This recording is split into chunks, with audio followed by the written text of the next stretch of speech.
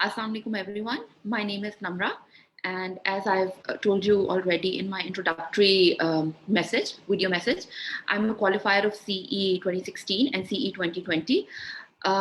Today's class, the topic of today's class is basically understanding the English essay.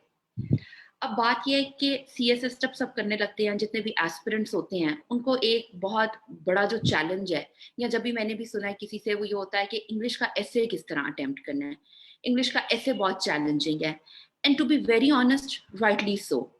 English essay में बहुत से components हैं, बहुत सी ऐसी चीजें हैं जिनका ख्याल करना होता है, जो स्टूडेंट्स बेसिकली लैक करते हैं या उनका ट्रैक लूज कर जाते हैं एग्जाम के टाइम पे। तो मैंने सोचा कि ठीक है, ये जो मैं क्लास स्टार्ट कर रही हूँ, जिसका नाम मैंने मास्टर क्लास रखा है, उसमें मैं स्टूडेंट्स को सिर्फ ऐसे राइटिंग में या थ्योरेटिकली हेल्प नहीं करूंगी कि इंट्रोडक्शन किस तरह लिखना है, बॉडी पैराग्राफ किस तरह लिखना है, टॉपिक सेंटेंस क्या होता है, बल्कि मैं उनके साथ जो मोस्ट अपेरेंट या जो मोस्ट थीम्स जो रिपीट होती हैं, रेपिटेटिव थीम्स जो हैं, जो थीमेटिक एरियाज हैं, जो बार बार एसेज में आते हैं, मैं उनके साथ वो डिस्कस करूंगी और उनको बताऊंगी कि उनको किस तरह टैकल करना है।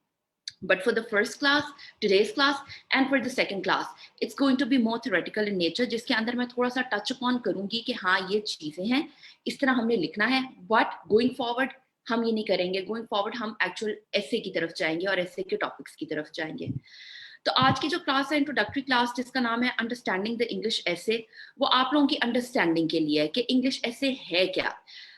बेसिकली मैं अपनी स्लाइड्स शेयर करूंगी आपके साथ और आप लोगों को समझाने की कोशिश करूंगी कि एग्जामिनर की बेसिकली रिक्वायरमेंट क्या है फ्रॉम द इंग्लिश एसे। आप सबको पता होगा कि एक दिन में 2 एग्जाम्स होते हैं, सुबह के टाइम या इंग्लिश ऐसे होता है, इस आई थिंक प्रेसी थी पहले, और 2 इंग्लिश के पेपर सुबह शाम होते हैं। 3 घंटे का टाइम होता है और उसके अंदर आपने 2500 to 3000 वर्ड्स का एसे लिखना होता है। 2016 में सिलेबस रिवाइज हुआ था और उसके अंदर उन्होंने बहुत क्लियरली बताया था, जो एग्जामिनर्स हैं FPSC ने, कि what they want from the English essay. I'm going towards my slides right now.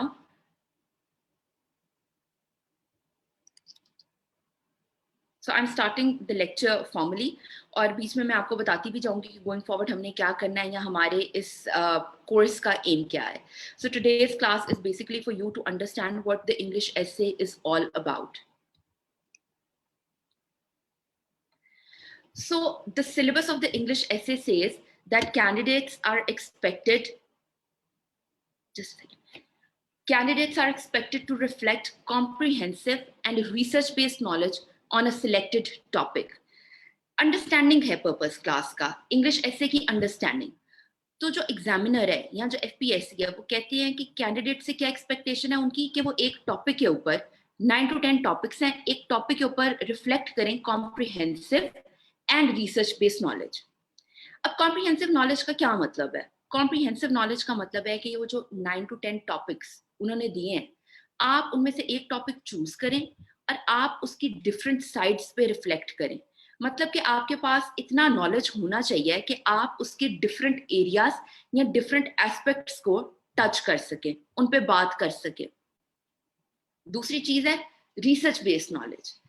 अब ये एक बड़ी इंटरेस्टिंग सी चीज है कि बहुत से लोग होंगे आप में से, या बहुत से एस्पिरेंट्स होंगे जिन्होंने एमफिल किया होगा या जिन्होंने इवन बैचलर्स में भी रिसर्च की होगी, तो वो सोचते होंगे कि ये research based knowledge, sitting in a room in 3 hours where you have no access to internet, आपने एक research based essay लिखना है, which means that your essay should be backed by knowledge, by facts and figures, by statistics, by theories.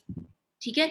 Research based knowledge का मतलब है कि आपको एक टॉपिक को सिर्फ शैलो तरीके से या हॉलो तरीके से डील नहीं करना, आपने उसके ऊपर एक comprehensive, like from different aspects, और एक रिसर्च बेस्ड नॉलेज शो करना।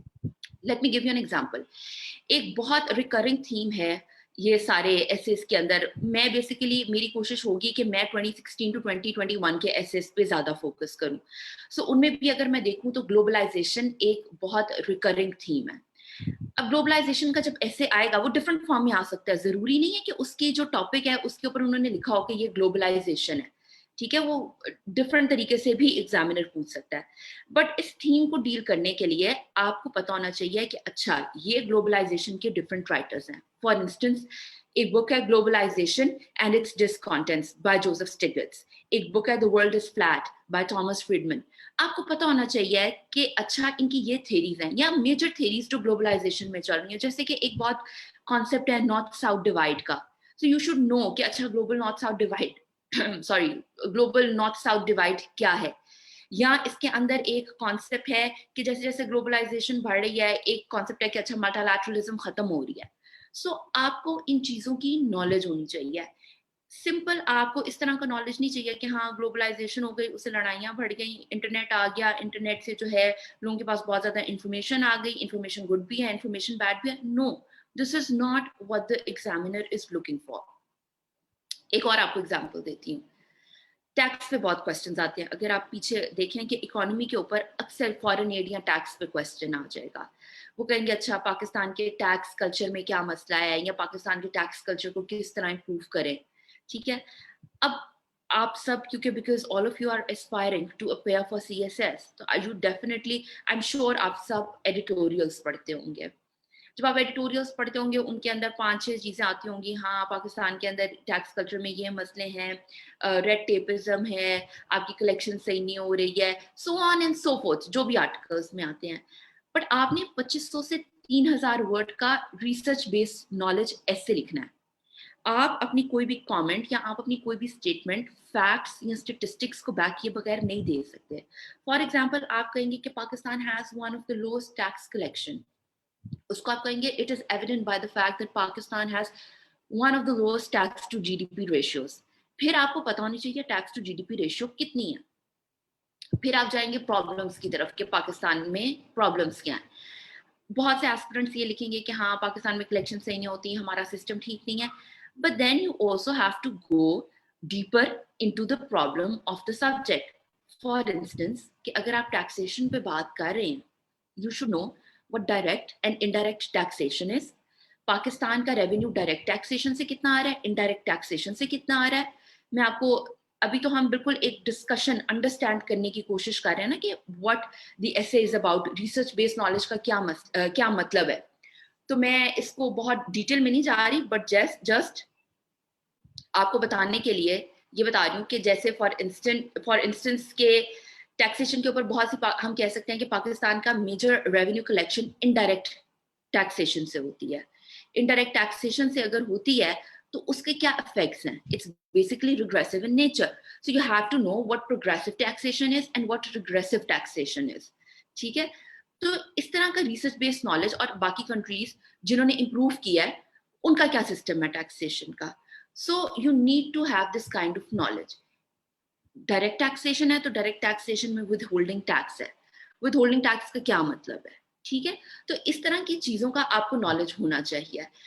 बेसिकली जो मैंने खुद देखा है, जो मेरी अपनी एनालिसिस है या ऑब्जर्वेशन है, वो ये है कि मोस्टली स्टूडेंट्स का नॉलेज जो है वो बहुत शैलो होता है।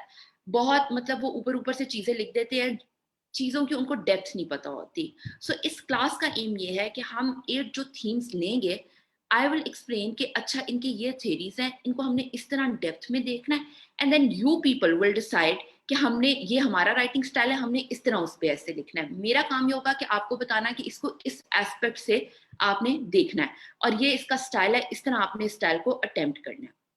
So comprehensive and research based knowledge को मैं सम अप करती हूँ कि कॉम्प्रिहेंसिव का मतलब है कि आपने डिफरेंट एस्पेक्ट्स टच करनी है एक ऐसे के एरिया के, और रिसर्च बेस्ड नॉलेज का मतलब है कि आपके पास उसके ऊपर इंफॉर्मेशन ऐसी होनी चाहिए जिसमें फैक्ट्स हों, फिगर्स हों, स्टेटिस्टिक्स हों, राइटर्स के नाम हो, और आपको थोड़ा सा उस पर थ्योरेटिकल नॉलेज हो। ठीक है, आगे जी, candidates articulation, expression and technical treatment of the style of English essay writing will be examined. अब आर्टिकुलेशन क्या है? आर्टिकुलेशन का मतलब है कि clarity, clarity of writing. Clarity of writing कहाँ से आएगी? क्लैरिटी ऑफ राइटिंग आएगी क्लैरिटी ऑफ थॉट से।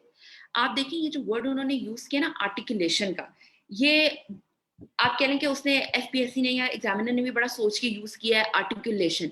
आर्टिकुलेशन बेसिकली मींस कि जो स्टूडेंट है या जो एस्पिरेंट है वो अपने माइंड में कितना क्लियर है अपने ऐसे के टॉपिक को लेके।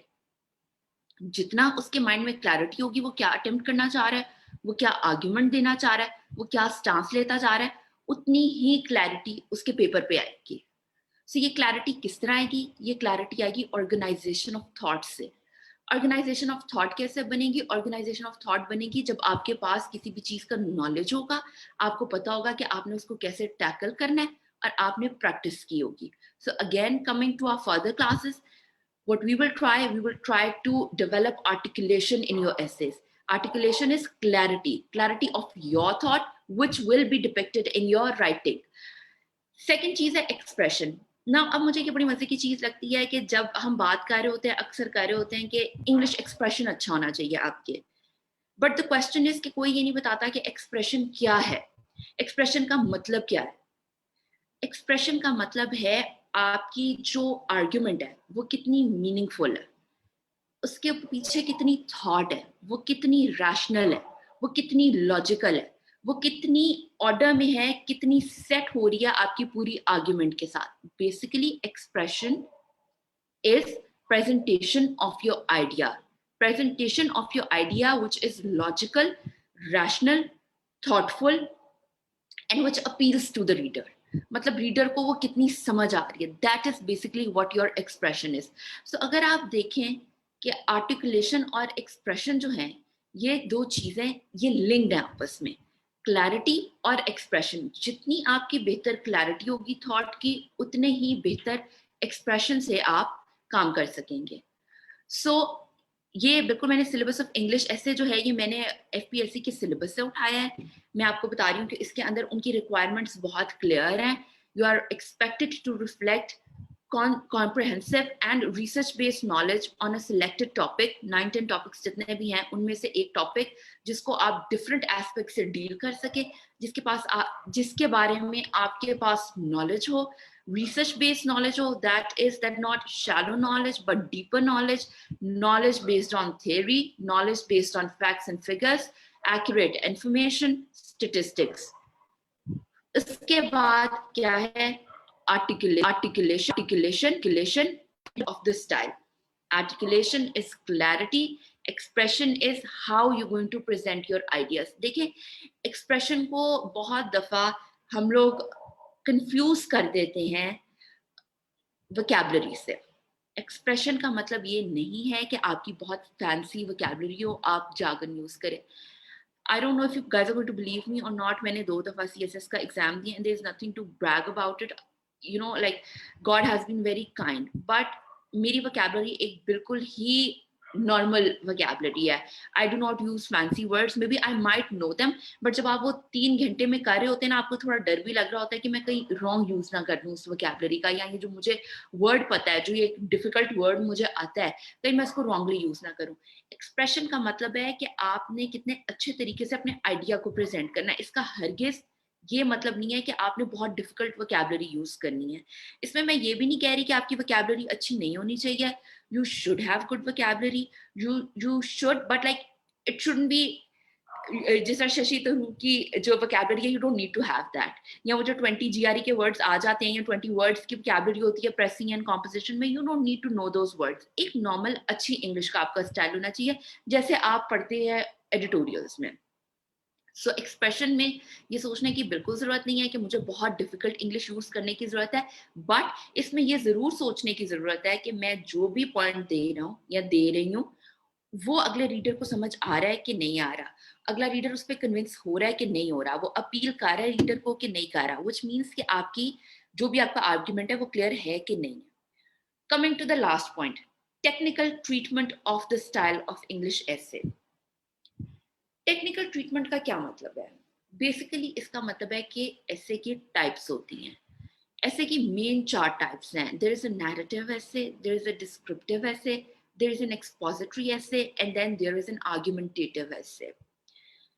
आपका काम है कि जब आप वो टॉपिक्स देखें आप वो आइडेंटिफाई कर लें कि ये कौन सा एसे है। ठीक है, आपको पता होना चाहिए, ये ना हो कि ये एक एक्सपोजिटरी एसे है और आप उसको आर्ग्यूमेंटेशन में ले जाएं, या एक आर्ग्यूमेंटेशन एसे है, आर्ग्यूमेंटेटिव है, परसुएड करना है आपने रीडर को to agree on your point of view, और आप उसको एक्सपोजिशन पे ले जाएं, वहां पे टोटल 0 है। रोज चेक ही नहीं करेगा एग्जामिनर, या चलो चेक भी कर लेगा तो you know like your technical treatment of the style is wrong, तो फिर वो कहेगा कि मतलब दिस इज नॉट वर्किंग, मतलब आपको समझ ही नहीं आई कि आपने किस तरह अटेम्प्ट करना था। तो आज जो अंडरस्टैंडिंग द इंग्लिश एसे का जो लेक्चर है, मैं आपको ये 4 बताऊंगी कि क्या स्टाइल्स होते हैं राइटिंग के, और इंग्लिश एसे में, सीएसएस के एसे में कौन से स्टाइल्स आते हैं। फिर मैंने 2016 के एसे के टॉपिक्स लिखे हैं ताकि मैं आपको थोड़ा सा उनके साथ डिस्कस कर लूं कि ये इस तरह का टॉपिक है और ये इस तरह इनकी अटेम्प्टिंग कर सकते हैं। मैं फर्दर आज डिटेल्स में नहीं जाऊंगी बिकॉज आज सिर्फ एक अंडरस्टैंडिंग का लेक्चर है। मैं फर्दर डिटेल्स में जाऊंगी जब मैं फर्दर जो थीमेटिक मैंने एरियाज डिजाइन किए हैं, या जो मैंने बताया है कि ये एरियाज में डील करूंगी या ये सब्जेक्ट्स में ये थीमेटिक एरियाज में पढ़ाऊंगी, मैं फिर उनकी डिटेल्स में तब जाऊंगी। Going on to the next slide.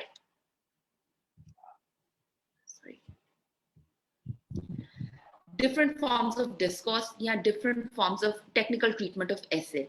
इसके अंदर डिस्कोर्स का मतलब है कि डिफरेंट क्या क्या टाइप के एसेज आते हैं। Number 1 is narration. एक ऐसे होता है उसको कहते हैं कि ये नैरेटिव ऐसे है।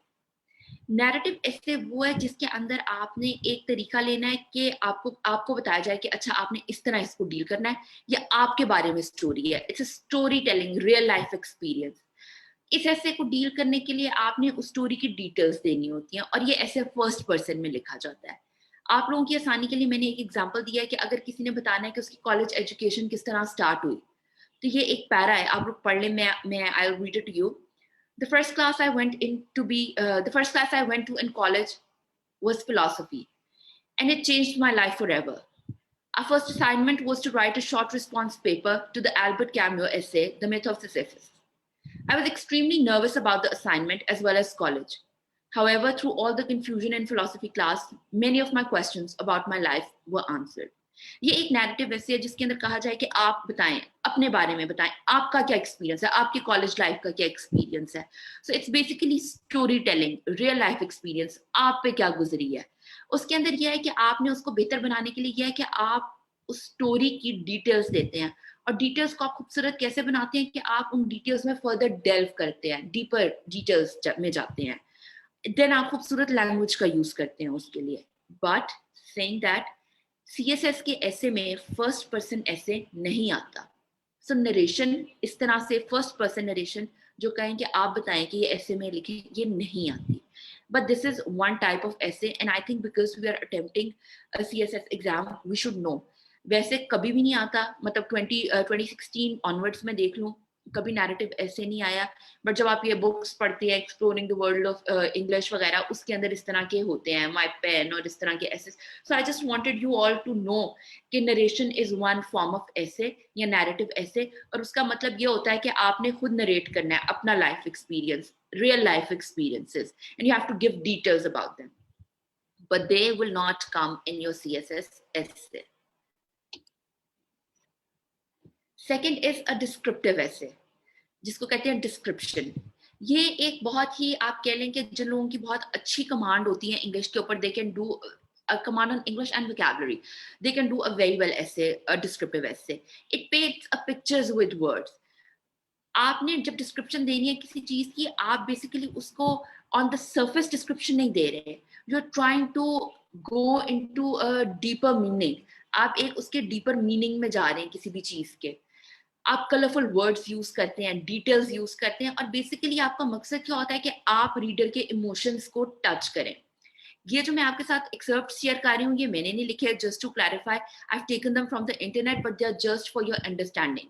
So I will just tell you again, going further in the classes I will share a few essays that I have written, 1 or 2 essays जो मेरे पास होंगे, जो मैंने खुद लिखे हुए हैं, but these are excerpts from the internet that I have taken just to make you understand कि नैरेटिव एसे क्या होता है और डिस्क्रिप्टिव एसे क्या होता है। This is one very good description. मैंने एक ऐसे पढ़ा था कार्निवल राइड्स के ऊपर, मतलब मेलों के ऊपर जो झूले होते हैं ना, उनके ऊपर। सो ये इतना ब्यूटीफुली रिटन था। आई टुक आउट एन एक्सर्प्ट, उसके अंदर से एक मैंने पैराग्राफ ले लिया ताकि मैं आप लोगों के साथ शेयर करूं। तो जो भी राइटर है वो कहता है, I have always been fascinated by carnival ride.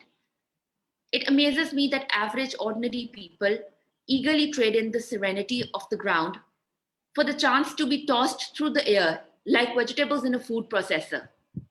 It amazes me that at some time in history, someone thought that people would enjoy this, and that person invented what must have been the first of these terrifying machines.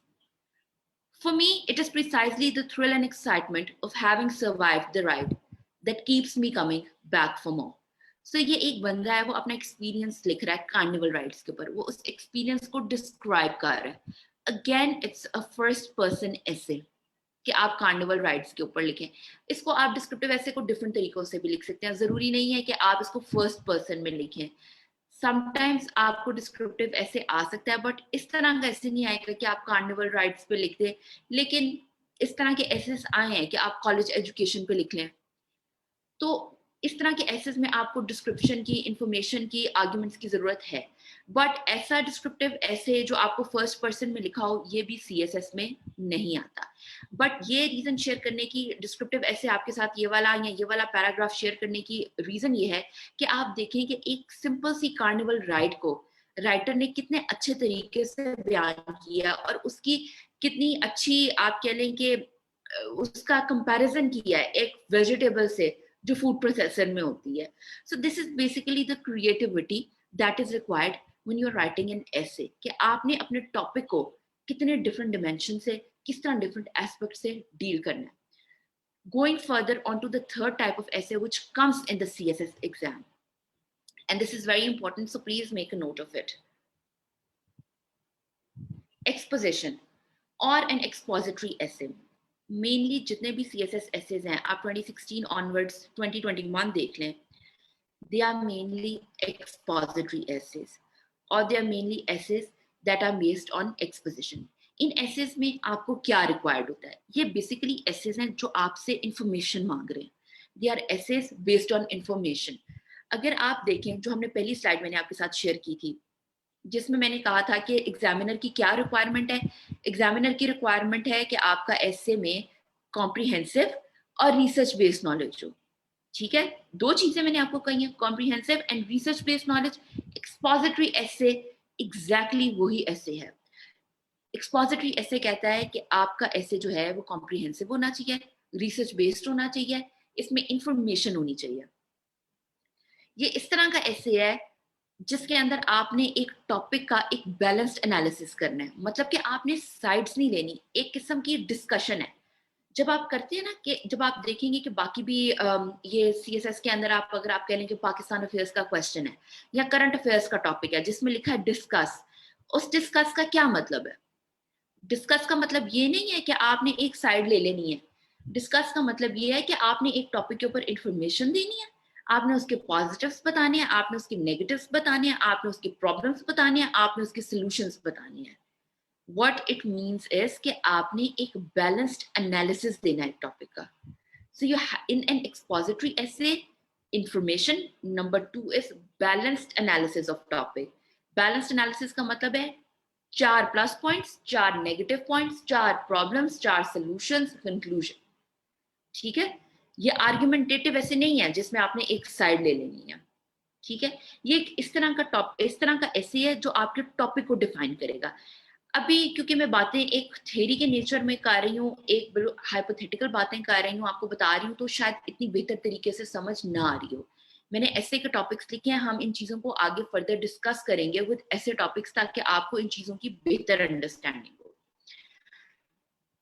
Defines a topic, substantiate using facts, statistics and examples. वही बात जो मैंने पहले की है. आपको इस expository ऐसे को डील करने के लिए फैक्ट्स चाहिए होंगे, स्टैटिस्टिक्स चाहिए होंगे, एग्जांपल्स चाहिए होंगी, थ्योरी चाहिए होंगी. अच्छा, अब ये जो एक्सपोजिटरी ऐसे है ना, इसकी फर्दर टाइप्स हैं. ये हो सकता है कि सिर्फ आपको कह दिया जाए कि आप एक प्रॉब्लम डिस्क्राइब करें, for instance the problem of global warming.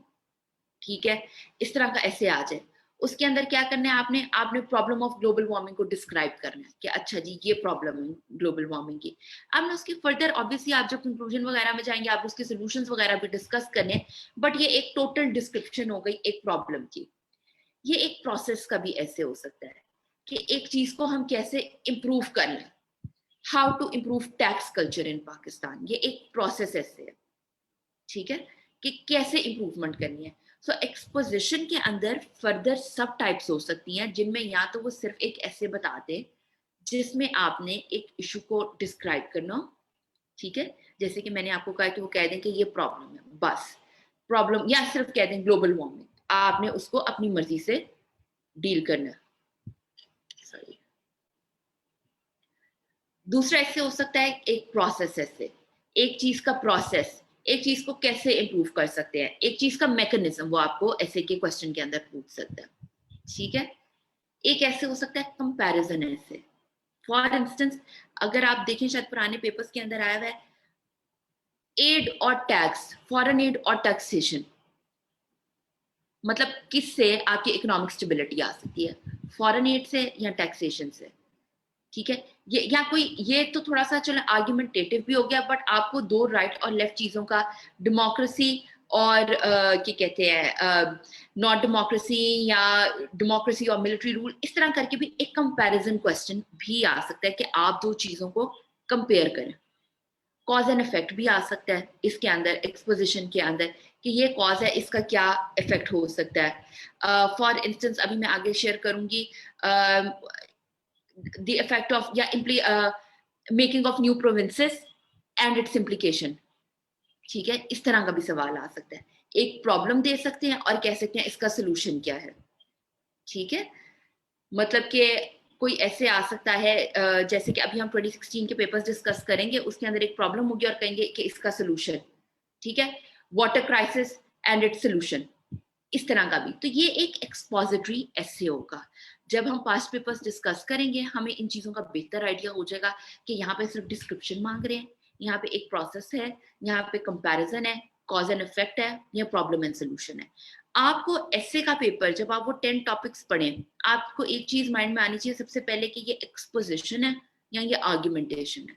मतलब कि यहाँ ये इंफॉर्मेशन मांग रहा है और कह रहा है कि एक बैलेंस तरीके से इस ऐसे के टॉपिक को डील कर लें, या ये कह रहा है कि ये परसुएसिव टॉपिक है, आपने एक साइड ले लेनी है। आपको ये चीज डिफरेंशिएट करनी आनी चाहिए।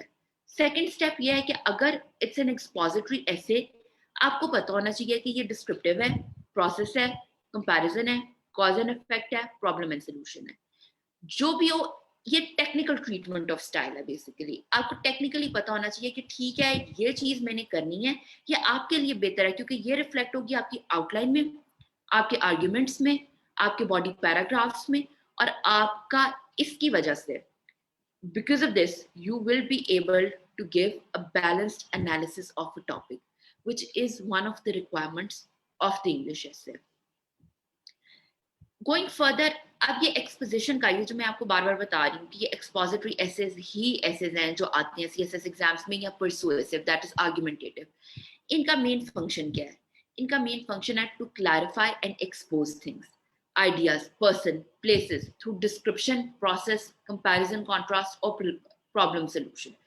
मतलब कि बेसिक आइडिया ये है कि आप रीडर को इंफॉर्मेशन दे रहे हैं, आप उसको एक तरीके से कन्विंस कर रहे हैं कि ये मसला है, इसके ये पहलू हैं, और ये इसका मेरे ख्याल से एक बैलेंस्ड एनालिसिस और बैलेंस्ड व्यू है। और इसको जब आप ये ऐसे लिख रहे हो, आपके दिमाग में क्या चीज होनी चाहिए कि जब ये रीडर 2500 से 3000 वर्ड्स पढ़ ले, 2500 से 3000 वर्ड्स, एक there are quite a lot of words, ये एक रिसर्च पेपर जितने वर्ड्स है। तो जब आप एक रिसर्च पेपर पढ़ रहे होते हैं, जैसे आपके बहुत से लोगों ने लिटरेचर रिव्यूज लिखे होंगे या रिसर्च कंडक्ट की होगी, तो आप जब डिफरेंट आर्टिकल्स पढ़ते हैं तो आपका मेन पर्पस क्या होता है वो आर्टिकल पढ़ने का, कि जब by the time I and reading this article I should know certain aspects of this subject। Reader का भी यही पॉइंट ऑफ व्यू है कि जब मैं ये बच्चे का ऐसे पढ़ना बंद करूं तो मेरे पास नए पॉइंट्स हो, नए पर्सपेक्टिव्स हो, मेरे पास न्यू नॉलेज।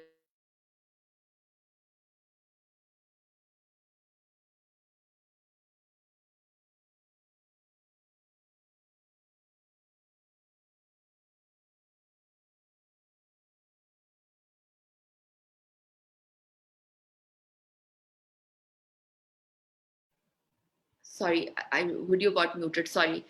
सो आपके पास जो है न्यू नॉलेज हो, सो दिस इज वेरी इंपॉर्टेंट, ठीक है। सो कमिंग बैक कि आपका एंड पे क्या ऑब्जेक्टिव होना चाहिए कि आप अपने रीडर के साथ, जो कि एग्जामिनर है, एक टॉपिक के ऊपर फुल डिटेल्ड बैलेंस तरीके से इंफॉर्मेशन शेयर कर चुके हैं अपने ऐसे के दरमियान में, कि उसके पास उस टॉपिक के बारे में फुल नॉलेज हो। ये एक इंटरनेट से ही मैंने लिया है, ये एक एक्सपोजिटरी ऐसे अटेम्प्ट हुआ है, the causes and effects of world war 1। जैसे कि मैंने आपको बताया कि ये एक्सपोजिशन के अंदर कॉज एंड इफेक्ट ऐसे आ सकता है। तो ये एक दो पैराग्राफ 4 पैराग्राफ्स हैं जो मैंने लिए हैं, 2 कॉजेस में हैं, 2 इनके इफेक्ट्स के ऊपर है. I'll read out to you.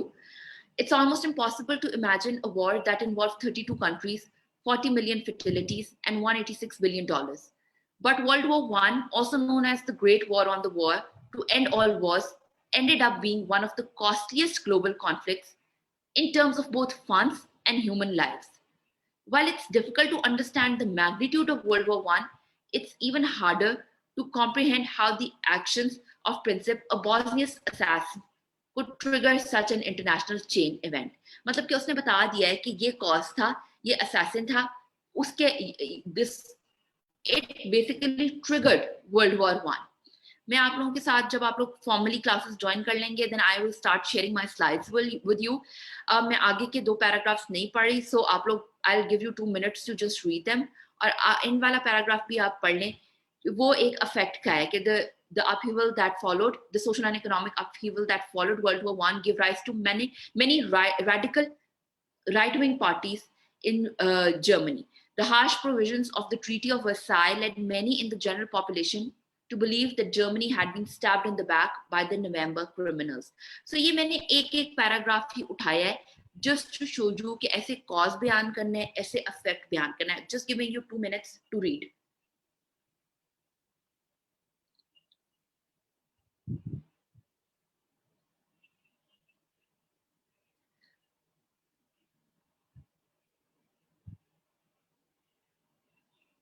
आपके साथ ये ऐसे के एक्सर्प्ट शेयर करने का या पैराग्राफ्स शेयर करने का जो कि मैंने इंटरनेट से लिया, again making it very clear, these are not my work, this is not my piece of work. वो ये है कि आपको एक बेसिक अंडरस्टैंडिंग हो जाए इस वक्त कि ऐसे के अंदर आपको किस स्टाइल में लिखना है, क्या स्टाइल्स हैं ऐसे के जिनको आपने ट्रीट करना है, टेक्निकल ट्रीटमेंट. मेरा बेसिक एम ये है कि मैं आपको बताऊं कि सिलेबस में क्या है, बिकॉज मैं एक बहुत आप कह लें इसमें फर्म बिलीवर हूँ कि CSS का कोर्स जो है उसको वो एक बहुत ब्रॉड है, लेकिन हमने उसको कंसाइज तरीके से करना होता है, B it any subject, optional और कंपल्सरी. मैंने खुद भी जब 2 दफा पढ़ाई की है, मैंने उनको एक कंसाइज तरीके से पढ़ा है, टू द पॉइंट जाके पढ़ा है. तो मैं ऐसे में भी चाहती हूँ कि आप लोग टू द पॉइंट रहें और देखें कि this is what the syllabus is saying, comprehensive, research based, articulate, expression and technical treatment of style. So ये बाकी चीजें तो कॉम्प्रिहेंशन जो कॉम्प्रिहेंसिव तरीके से आपने डील करना है, नॉलेज, ये तो हम अपनी क्लासेस में बाद में करेंगे. आर्टिकुलेशन, एक्सप्रेशन भी हमें प्रैक्टिस से आएगा. So technical treatment of style वो भी डेफिनेटली प्रैक्टिस से आएगी, बट मैं आपको I just want to give you an overview what technical styles are, and this is what I am doing in this class right now. Last is an argumentative essay. This is also called a persuasive essay. इसमें आपने एक stance ले लेना है, for stance या against stance. मतलब कि इसके अंदर आपको बहुत जिस तरह आप कहते हैं कि आपने आर्ग्यूमेंट करनी है कि ये होना चाहिए कि नहीं, ठीक है, is foreign aid good for the country और नॉट, इज ग्लोबलाइजेशन गुड और not, globalization is benefiting the world, ठीक है, इस तरह के क्वेश्चंस. ठीक है, UN के ऊपर भी आ जाता है इस तरह का question. So these are the questions that are basically argumentative or persuasive in nature. So the minute you read the 10 essay questions, you should be able to identify that this is a persuasive paper, this is a persuasive question, this is a persuasive essay, or this is an exposition or an expository essay. पहले तो आपने ये चीजें differentiate कर लेनी है.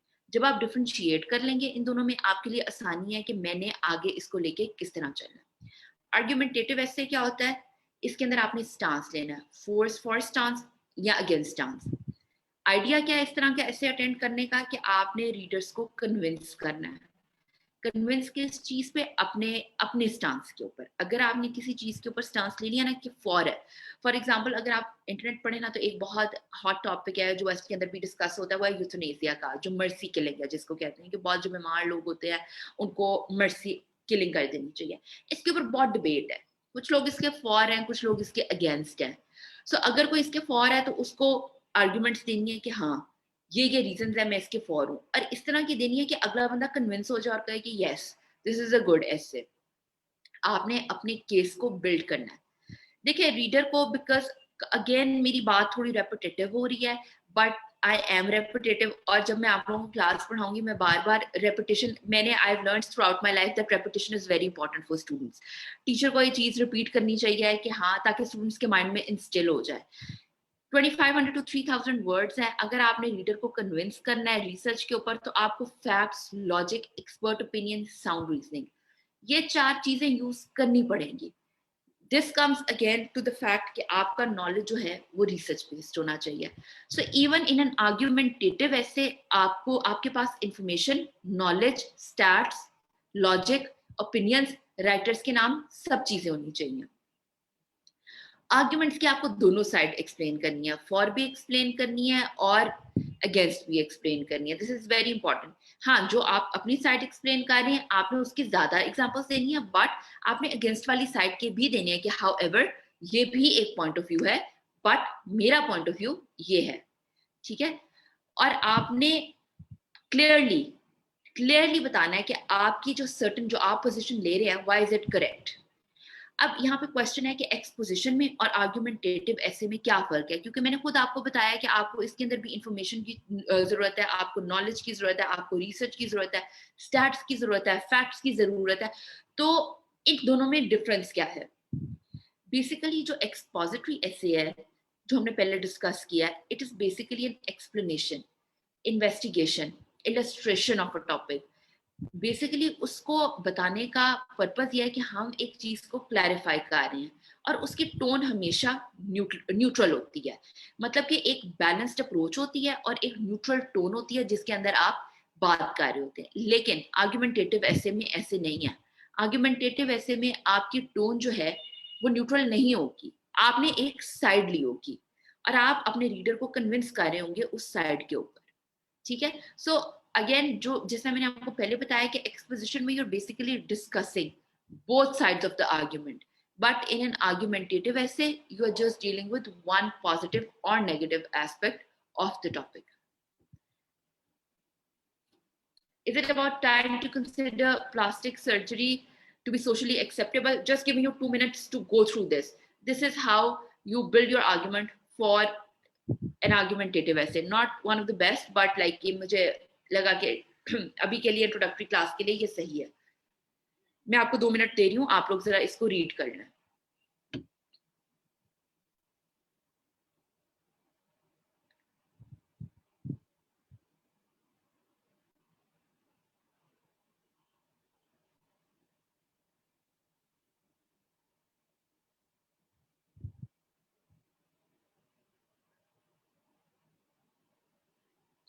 मैं सिर्फ लास्ट लाइन पढ़ देती हूँ। The role and perception of beauty constantly change, and although plastic surgery takes away the natural look, it is about time to deem these treatments socially acceptable. So the writer has taken a stance, yes, we should make them socially acceptable. आगे फिर वो अपने topic को लेके arguments देगा।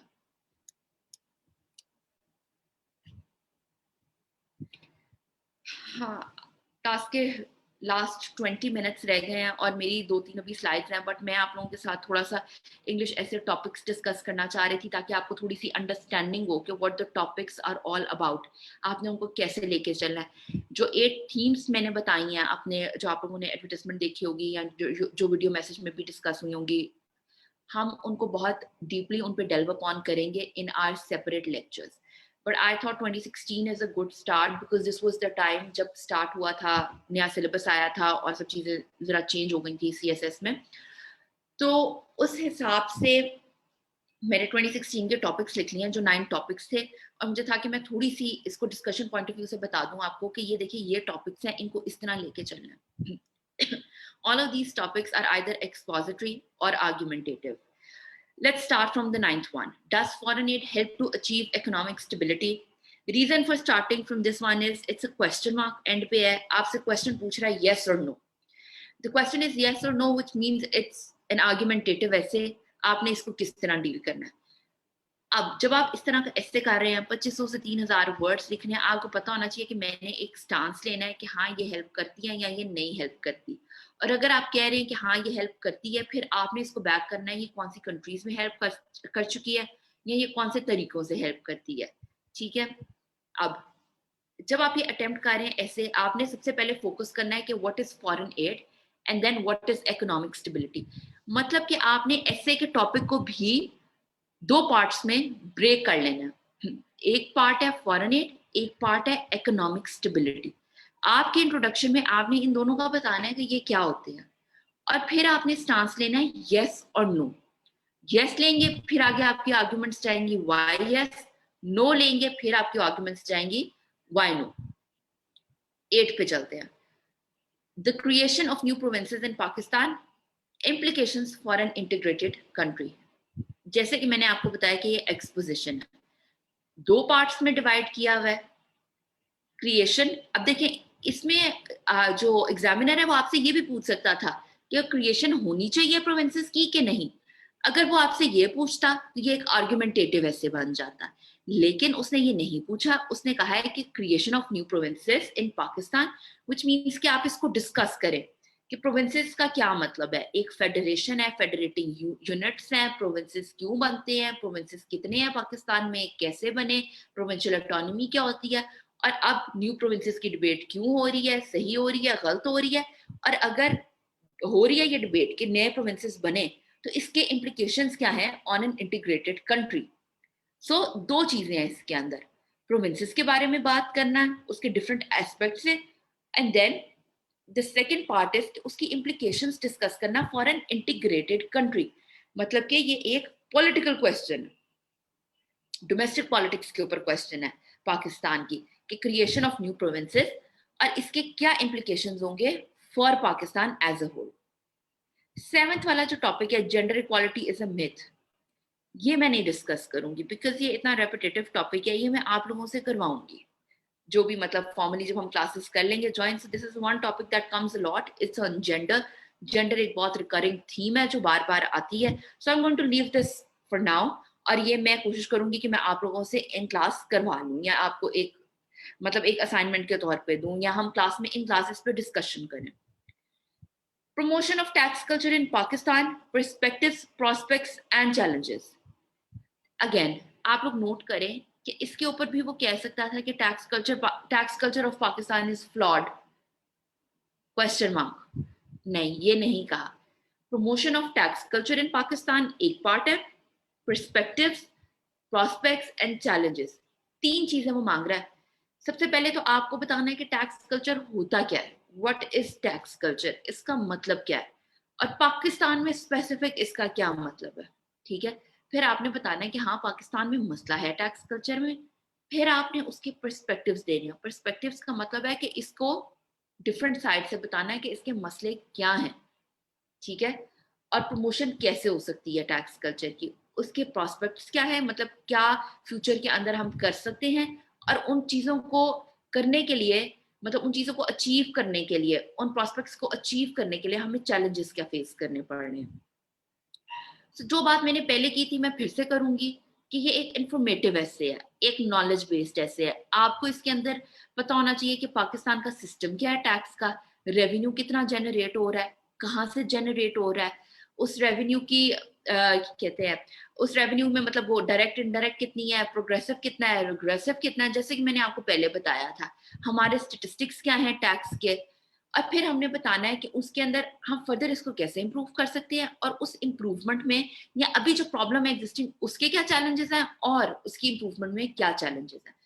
अब बात यह है कि मैं इस वक्त बोल रही हूँ, ठीक है, और मैं आपको डिफरेंट चीजें बता रही हूँ, but then when we sit with knowledge we have clear mind, हमने लिखना हो, हम अपनी आउटलाइन बनाते हैं तो चीजों को हम बड़े अच्छे तरीके से स्ट्रीमलाइन कर लेते हैं।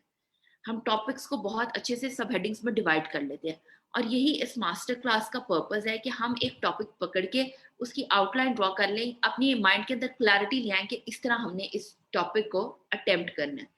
टैक्स एक बहुत रिकरिंग सब्जेक्ट है जो आता है बार बार, इकोनॉमिक स्टेबिलिटी के हवाले से आ जाता है, सिंपल पर्सपेक्टिव्स प्रोस्पेक्ट्स के हवाले से आ जाता है, और ये एक इंफॉर्मेटिव ऐसे है, एक नॉलेज बेस्ड ऐसे है, एक एक्सपोजिटरी ऐसे है जिसको आप इजीली डील कर सकते हैं।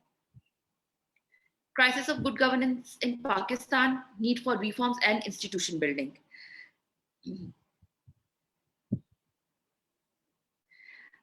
Crisis of good governance in Pakistan, need for reforms and institution building. Again, an expository essay, अब देखिए ये भी एसे को जो है पार्ट्स के अंदर इन्होंने बताया है। सबसे पहले क्राइसिस है गुड गवर्नेंस का इन पाकिस्तान और नॉट, इसको देखिए आपने सबसे पहले अंडरस्टैंड करना व्हाट इज गुड गवर्नेंस, ठीक है। फिर पाकिस्तान में क्या क्राइसिस है गुड गवर्नेंस का, ठीक है। अब आपका काम यह है कि जब आपके सामने ऐसे का टॉपिक आए, आप उसको छोटे टॉपिक्स के अंदर डिवाइड कर सके, इस तरह डिवाइड कर सकें कि आपके माइंड में इतनी क्लैरिटी हो कि आप उसको अपनी आउटलाइन के अंदर फर्दर सब हेडिंग्स में या सब टॉपिक्स में डिवाइड कर सकें। So you should know what are the aspects of good governance. Good governance में क्या आता है, ट्रांसपेरेंसी आती है, अकाउंटेबिलिटी आती है, 6 फैक्टर्स होते हैं गुड गवर्नेंस के। when we discuss them in detail, तो मैं आपको बताऊंगी कि किस तरह गुड गवर्नेंस की कहाँ से आया कॉन्सेप्ट गुड गवर्नेंस का, इससे पहले क्या कॉन्सेप्ट थे, ये एड से किस तरह रिलेटेड है। सो यू नो लाइक थोड़ा सा मैं आपको इसका थ्योरेटिकल बैकग्राउंड दूंगी। फिर उसका पाकिस्तान में क्या क्राइसिस है, मतलब पॉलिटिकली क्या क्राइसिस है, फिर हमें किस तरह की करप्शन फेस करनी पड़ी है, रेड टेपिज्म फेस करनी पड़ी है, रिफॉर्म की जरूरत है तो क्यों है, मतलब किन चीजों की वजह से है कि हमारा इकोनॉमिक क्राइसिस है, हमारे वाटर क्राइसिस है, हमारे जो भी डिफरेंट क्राइसिस है वो एक लैक ऑफ गुड गवर्नेंस की वजह से, हमारे इलेक्ट्रिसिटी का मसला है। सो यस, ये गवर्नेंस के इश्यूज हैं तो है ना, मतलब इसके अंदर आप इसको फर्दर डिवाइड कर सकते हैं, इकोनॉमिक गवर्नेंस के अंदर कर सकते हैं, पॉलिटिकल गवर्नेंस के अंदर कर सकते हैं। एम ये है कि आप इस टॉपिक को किस तरह लेके चलेंगे। मेरा काम होगा आपको बताना कि हाँ ये इस तरह गुड गवर्नेंस के ये एस्पेक्ट्स हैं, इसको हम ऐसे डिवाइड कर सकते हैं, and it will depend on you how you want to take this topic, how you are going to design your outline for it. Now need for reforms and institution building, देखिए इसको further उन्होंने कह दिया कि reform की जरूरत है और इंस्टीट्यूशन बिल्डिंग की, बजाय इसके कि हम रिफॉर्म के अंदर कहते हैं कि हमें इंस्टीट्यूशन बिल्डिंग की जरूरत है। एग्जामिनर ने खुद कहा है कि आपने इंस्टीट्यूशन बिल्डिंग पे डेल्व करना है। अब इंस्टीट्यूशंस क्या हैं, एक राइटर है डगलस नॉर्थ, आप में से काफी लोग शायद जानते हो, जिसने इंस्टीट्यूशंस पे काफी काम किया है। फिर एक राइटर है सोएस का है, some of you might know his name is Mushtaq Khan, he works on institutions and good governance. So these are basically people who work on theoretic underpinnings of governance or of institutions. तो मैं आप लोगों के साथ कुछ इनके मेजर टॉपिक्स शेयर करूंगी, जिस तरह डगलस नॉर्थ कहता है institutions are the rules of the game, इन चीजों पे डेल्व करूंगी ताकि आप लोगों की जो अंडरस्टैंडिंग है इन कॉन्सेप्ट्स की वो बेहतर हो जाए, और जब आप ऐसे लिखें आप एक डीपर अंडरस्टैंडिंग से लिखें, बजाय इसके कि आप वो जो, ये तो इस तरह आपको सीएसएस फॉरम्स वगैरह पे भी मिल जाएंगे कि गुड गवर्नेंस के ऊपर हमने ये चीजें करनी है। You don't have to do that. You have to make your essay set up. Your essay should be set apart from others. मतलब कि आपके पास डीप नॉलेज होना चाहिए, कुछ इस तरह की चीजें होनी चाहिए जो बाकी लोग डिस्कस नहीं कर रहे। और वो कहाँ से आएंगी, वो अच्छे आपने अगर ऑथर्स पढ़े होंगे, आपको अच्छी थेरीज पता होंगी, आपको बेसिकली कॉन्सेप्ट्स पता होंगे इन चीजों के, और मेरा बेसिक एम ये होगा कि मैं आपको उनमें हेल्प करूँ या उनमें असिस्ट करूँ थ्रू माई 8 थीमेटिक थीम्स जो मैंने डिसाइड किए।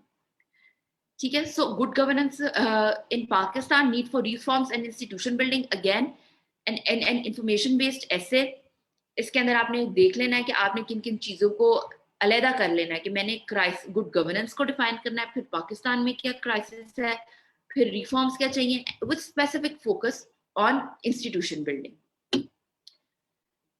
Fourth topic is the place of Urdu in Pakistan and Supreme Court's ruling on making Urdu the official language of the country. ये 2016 के टाइम पे बहुत ज्यादा एक हॉट टॉपिक था कि सुप्रीम कोर्ट की रूलिंग आई थी कि उर्दू को पाकिस्तान की ऑफिशियल लैंग्वेज बनाया जाए। देखिए अब इसके अंदर सबसे पहले है कि इंपॉर्टेंस क्या होती है ऑफिशियल लैंग्वेज की, उर्दू की क्या इंपॉर्टेंस है। पाकिस्तान की ऑफिशियल लैंग्वेज इंग्लिश है, you know like we have basically inherited English because we were a colony of British, so you know you can delve on these points. फिर सुप्रीम कोर्ट की ruling के क्या causes हैं, इसके social causes क्या है, इसके कल्चरल कॉजेज क्या है, पॉलिटिकल लीगल इसके अंडरपिनिंग्स क्या है, और अगर हम इसको बना देते हैं ऑफिशियल लैंग्वेज सेम, इसके कल्चरल इम्पैक्ट्स क्या होंगे, पॉलिटिकल इम्पैक्ट्स क्या होंगे, सोशल इम्पैक्ट्स क्या होंगे। सो इन तरीकों से आपने अपने टॉपिक को डिस्कस करना है। Again coming back to what I have said earlier, it's an expository essay, knowledge based, information based essay. ठीक है, आपके देखिए आपके पास इसके ऊपर नॉलेज होना चाहिए, फैक्ट्स होने चाहिए, आपको चीजों का पता होना चाहिए। ये ऐसे to be very honest languages के ऊपर वैसे कभी कभी आ जाते हैं लैंग्वेजेस के ऊपर नेशनल यूनिटी या नेशनल हार्मनी की फॉर्म में। नेशनल यूनिटी हार्मनी एक और बहुत जो है ना डोमेस्टिक इशू है जो आ जाता है। अब इसको वो डिफरेंट चीजों के साथ ज्वाइन कर देता है।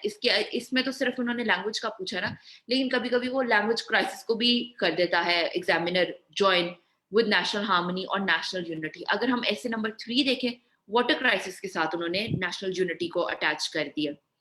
Water crisis and national unity, उसने आपका कोई ओपिनियन नहीं मांगा। अगेन आपको कहा है कि आप इसके ऊपर नॉलेज दें, आप इसके ऊपर डिस्कशन करें कि वाटर क्राइसिस क्या है और हाउ इट विल इम्पैक्ट और अफेक्ट नेशनल यूनिटी। इन दोनों का जो लिंक है ना, पॉजिटिव लिंक या नेगेटिव लिंक, ये आपने बनाना है। ये आपका पॉइंट ऑफ व्यू है, एक बैलेंस्ड पॉइंट ऑफ व्यू देना है आपने कि ये पॉजिटिवली इस तरह अफेक्ट करेगा, नेगेटिवली इस तरह नेशनल यूनिटी को अफेक्ट करेगा। सबसे पहला पॉइंट है, what is water crisis. Pakistan में वाटर क्राइसिस क्या है?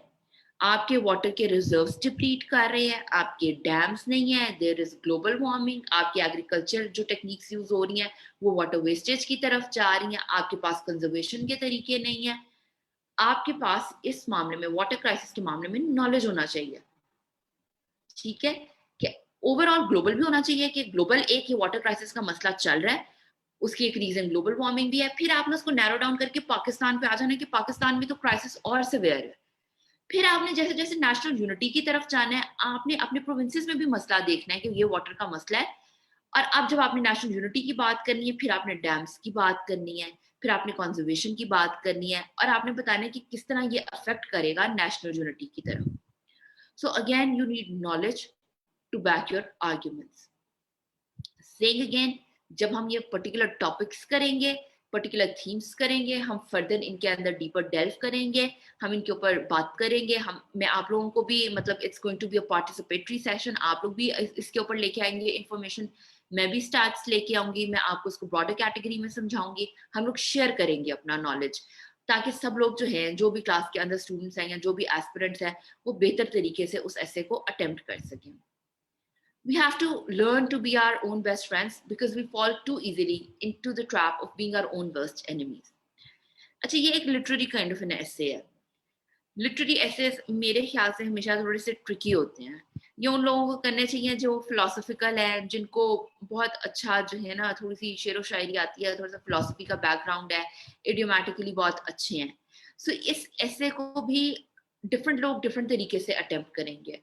कुछ लोग इसको इस तरह अटेम्प्ट करेंगे कि वो कहेंगे कि हाँ, इसको हम नेशनल लेवल पे भी ले जाते हैं, कि कंट्री के लेवल पे भी, कि we have to be our own best friends, मतलब कि हमें अपने नेशनल बेनिफिट्स के लिए या अपनी सुवरेनिटी के लिए बात करनी चाहिए।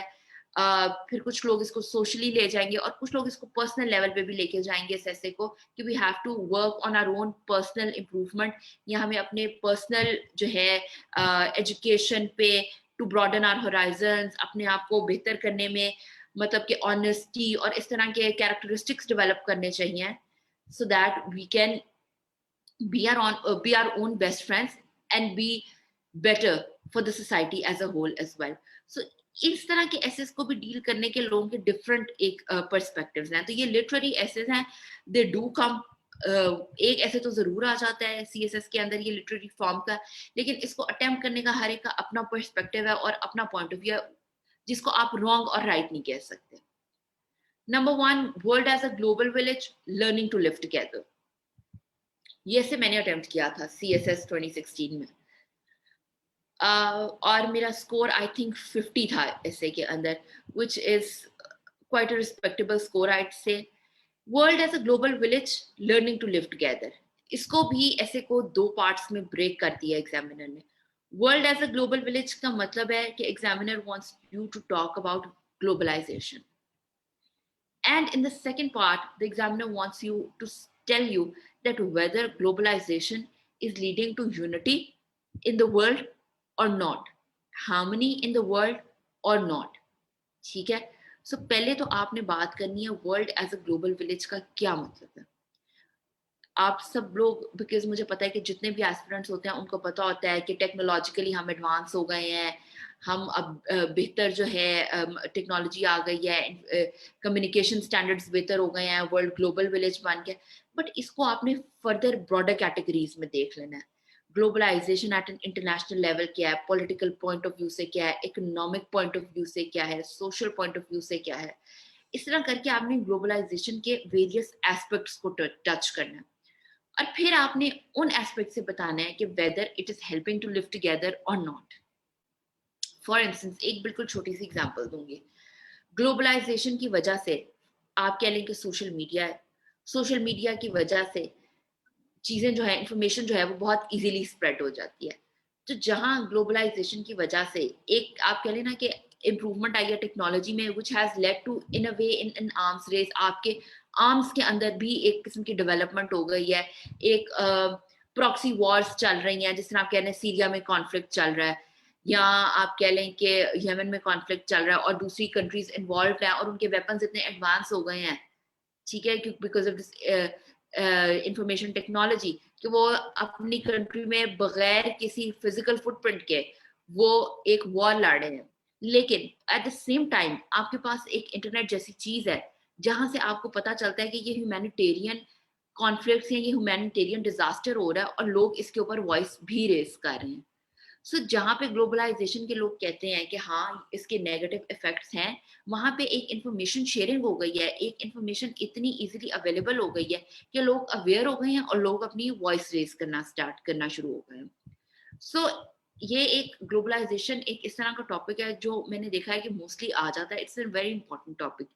ग्लोबलाइजेशन की क्या थ्योरीज हैं, इसको किस तरह डील करना है, इसमें क्या एस्पेक्ट्स हैं, इसके क्या पर्सपेक्टिव्स हैं, क्या प्रोस्पेक्ट्स हैं, ये एक बहुत इंपॉर्टेंट टॉपिक रहेगा जो हम फर्दर डिस्कस करेंगे। और इसको डिफरेंट तरीके से एग्जामिनर प्रेजेंट करेगा, कभी हार्मनी के पॉइंट ऑफ व्यू से, कभी इस पॉइंट ऑफ व्यू से कि ये ग्लोबलाइजेशन अच्छी नहीं है। फॉर इंस्टेंस वो सिर्फ ये कह देगा कि मल्टीलैटरलिज्म जो है वो फेड हो रही है।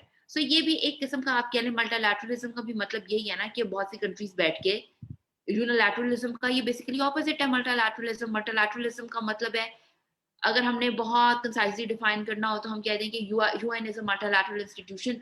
बेसिकली कंट्रीज बैठ के बातचीत करके एक डिसीजन लेती हैं, and that is fading away. Countries are becoming more unilateral in nature.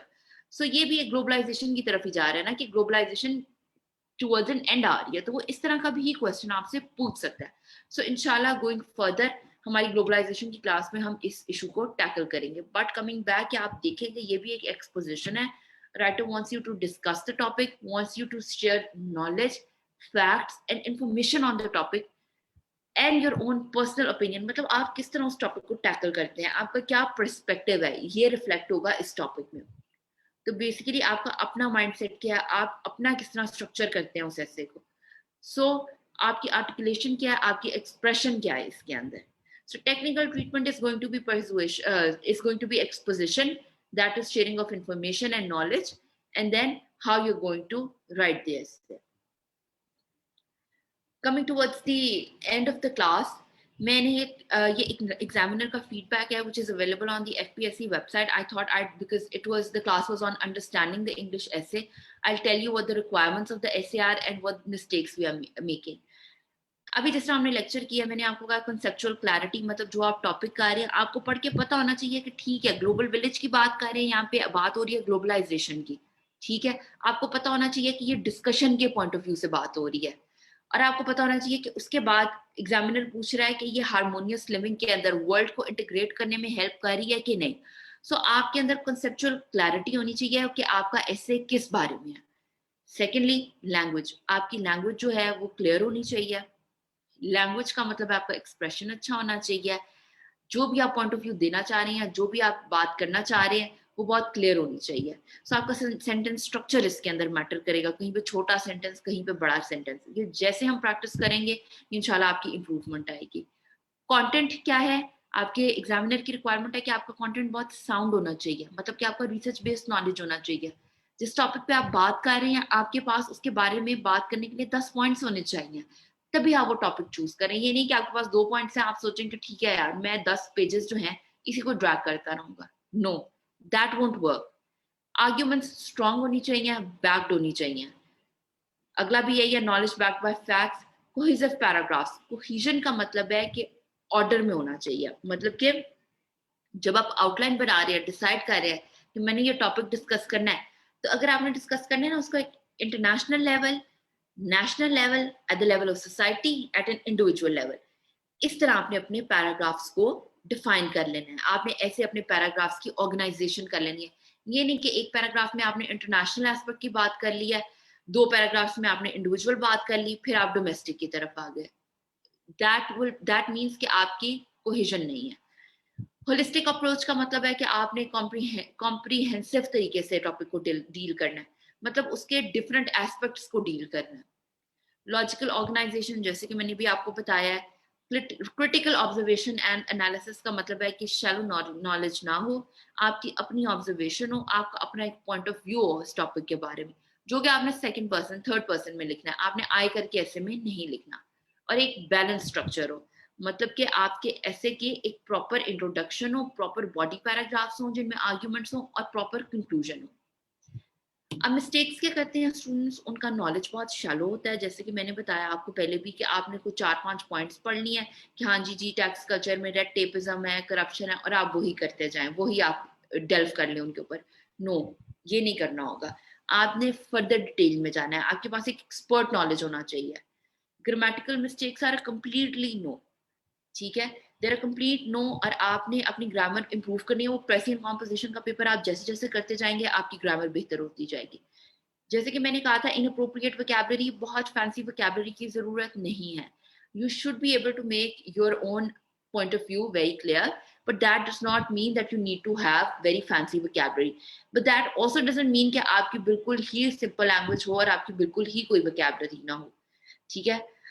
Stereotypical answers, वही जो आपने आंसर्स पढ़े होंगे गुड गवर्नेंस के, जो आपने एफ फोरम्स में पढ़ लिया, आपने सेम वही आंसर्स लिखने शुरू कर दिए। बहुत कुछ कॉमन टॉपिक्स आ जाते हैं, जैसे गुड गवर्नेंस का हो गया, ग्लोबल वार्मिंग का हो गया। तो स्टूडेंट्स ये करते हैं कि वही जो उन्होंने 4-5-7 रटे हुए जो उनके पॉइंट्स होते हैं, वो वही पॉइंट्स लिख देते हैं। आपने कोशिश करनी है कि आप ऐसे की ऑर्गेनाइजेशन इस तरीके से करें कि आपका एक डिफरेंट किस्म का पर्सपेक्टिव हो। आप बताएं कि अच्छा ये ऑथर का ये पॉइंट ऑफ व्यू है, ये जो एनवायरमेंटलिस्ट है उसका ये पॉइंट ऑफ व्यू है, ये फोरम्स चल रहे हैं क्लाइमेट के इस वक्त, ग्लोबल वार्मिंग के ऊपर, कोई ये पॉलिटिकल एस्पेक्ट्स हैं उसके, मतलब you have to bring creativity to your essay. Random ideas, simple ideas कर देते हैं पैराग्राफ्स के अंदर, no, one paragraph one idea and that too in order. Argumentation without logic, without factors are a no. Coherence and creativity में lack करते हैं, they are very important. Creativity का मतलब है कि आपने अपने एसे को कैसे बेहतर बनाना है बाकियों के एसे से, आपने अपनी इंफॉर्मेशन को कैसे ऑर्गेनाइज करना है कि वो रीडर को अपील करे। स्ट्रक्चर, जैसे कि मैंने आपको बताया, प्रॉपर इंट्रोडक्शन, बॉडी पैराग्राफ्स में वन आइडिया पर पैराग्राफ, उसको आपने कैसे लिंक करना है बार बार अपने टॉपिक से। Difference in outline and essay, outline में कुछ है वो चीजें रिफ्लेक्ट नहीं हो रही हैं एसे में, एग्जामिनर तो उसको काट देगा। क्रैम्ड नॉलेज, कुछ बहुत सिंपल से टॉपिक्स हैं जो बार बार आ जाते हैं, जैसे कि मैंने आपको फिर बताया, tax culture, foreign aid, globalization, उनमें स्टूडेंट्स ने यूजुअली क्रैमिंग की होती है और वो बगैर क्वेश्चन को पढ़े उन्होंने आइडेंटिफाई तो कर लिया, ठीक है टैक्स के ऊपर क्वेश्चन है, बट बजाय इसके कि वो पढ़ें कि पूरा क्वेश्चन क्या है और एग्जामिनर ने क्या कहा है कि उसको किस तरह टैकल करने के, they just start writing without thinking. That is a complete no. You have to understand the question, you have to develop an outline, you have to see, you have to make headings and subheadings कि मैं इसको इस तरह deal करूंगा या करूंगी। So ये examiner का फीडबैक है on essays, this is what students lack, और हमारी कोशिश होगी कि इस क्लास के अंदर हम इन चीजों को डील करें, कोशिश करें कि जो रिक्वायरमेंट्स हैं हम उन पर पूरे उतरें। प्लान फॉर द कोर्स, ये प्लान है। ये लेक्चर्स के अंदर ये थीमेटिक फोकस है, ये चेंज हो सकते हैं, हो सकता है मैं ग्लोबलाइजेशन से स्टार्ट कर लूँ, ये फॉरेन पॉलिसी से स्टार्ट कर लूँ, वो आपको बता दिया जाएगा।